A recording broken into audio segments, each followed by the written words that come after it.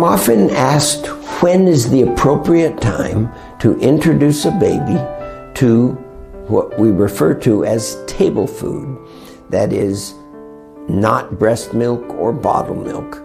And just as a short aside, I want to remind those who are listening that 1 out of every 2 women on the planet are not breastfeeding, but instead bottle feeding their babies. And bottle feeding is not as advantageous to babies as breastfeeding. Now, the main reason that so many women prefer to bottle feed as opposed to breastfeed is because the molecule of the bottle milk is much larger than breast milk. So a baby only gets hungry every 4 hours. And this is often why mothers incorrectly think, oh, my breast milk's not strong enough because every hour or hour and a half the baby wants more food. So bottled milk must be better. However, in breast milk, there is protection of the immune system. All of the antigens that the mother has received since she was a little girl go into the baby, which helps the baby's immune system be stronger.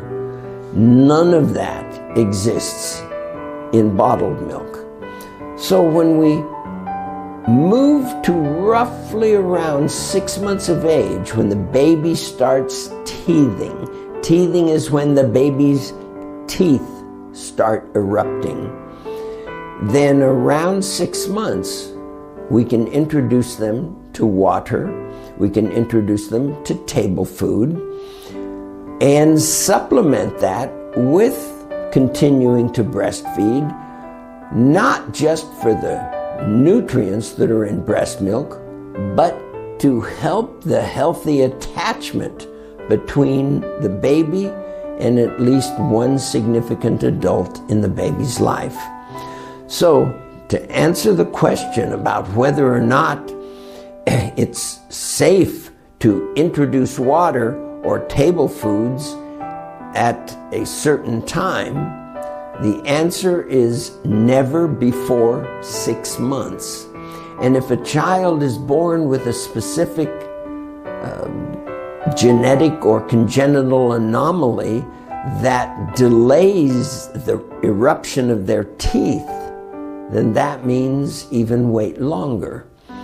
But assuming the child is developing normally, then around 6 months, they can drink clean water without any damage to their digestive tract, and they can eat the same table food the parents are eating. It's just you have to smash the food up so that it's easier for the baby to swallow. Thank you for listening.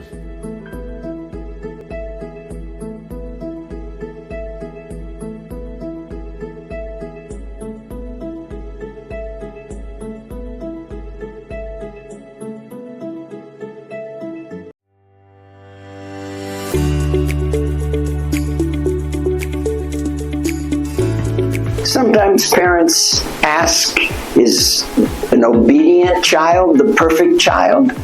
Well, it depends on your definition of obedient and your definition of perfect. Those of us who are less obedient achieve more in our lives as adults.